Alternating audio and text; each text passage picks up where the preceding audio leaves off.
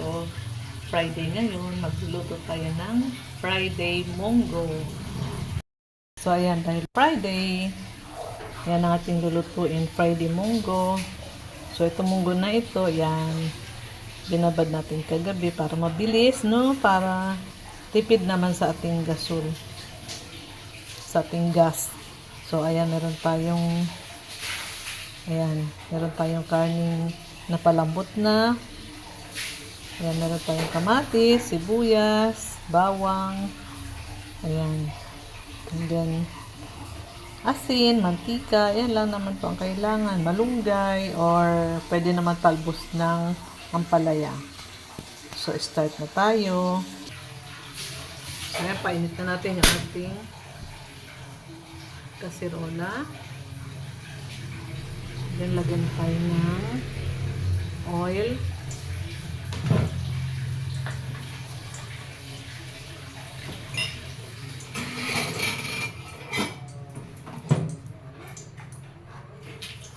Ayan, gisa natin yung bawang. Lagyan natin yung sibuyas.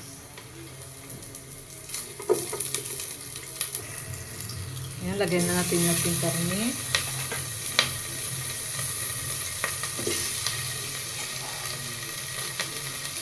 Ayan, igisa muna natin para matanggal yung kanyang mantika. Ayan, lagyan na rin natin yung ating kamatis. Masarap sa karning taba ay yung parang chicharon. Ayan. So, maghihiwala yung kanyang mantika sa kanyang karne, sa kanyang taba. Ayan. So, ilagay na rin natin yung munggo.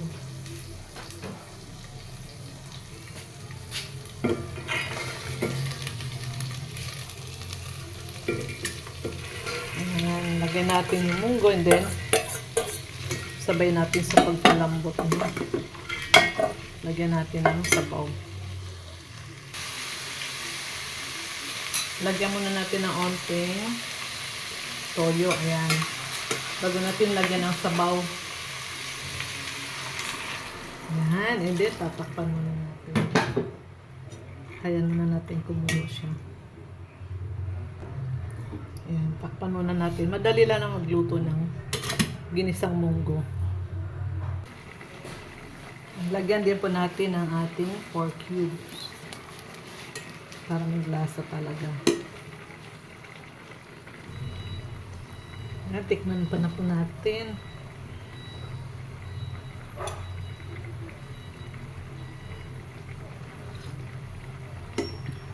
Sarap. Lasang munggo. Siyempre,